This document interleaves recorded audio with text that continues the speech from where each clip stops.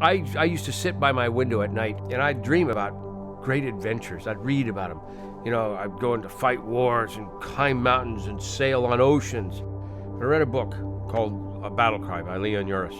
It was about his experiences in a fictional story, but his personal experiences as an infantryman in the United States Marine Corps. And from the moment I finished that book, I wanted to be a United States Marine. All right, I left home at 17, going to the United States Marine Corps. I went through all my training and eventually ended up in Vietnam.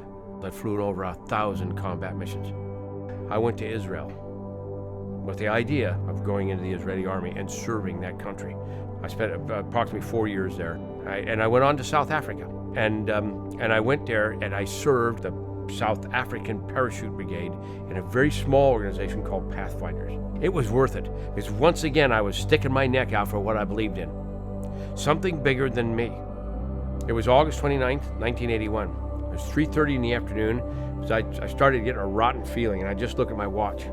I said, Grant, I said, something's coming down. I said, stand by. The radio went in the back. And the left rear wheel of that vehicle, which I'm virtually standing over, initiates a Soviet-made TM-57 anti-tank mine. When we hit that mine, the last thing I ever heard in my left ear was pop.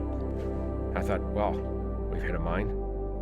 I'm dead. God had just shifted the focus of my life. I was going to take it away from the military, put it on another path.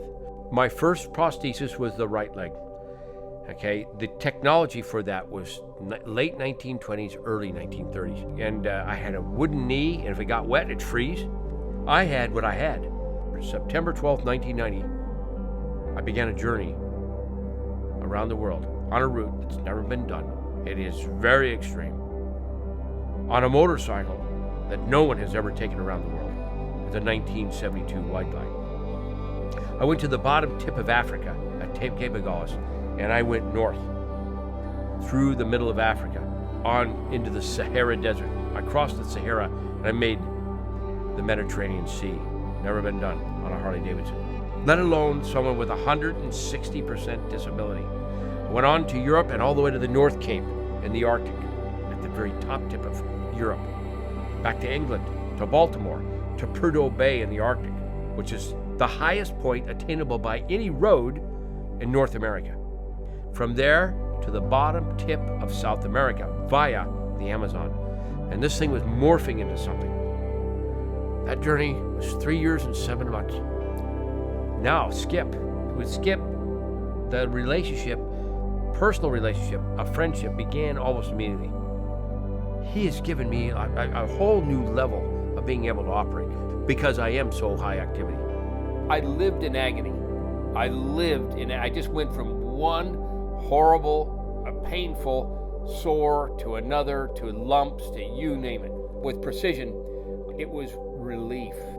Precision, you walk through the door, you're in a world where people really care about you, and they care about each other. They work together just like a team. If somebody was looking for a place to have a prosthetic made, especially someone that is really a special case, where other people can't help them, Precision is the place to go. I'd like to say thank you from the bottom of my heart.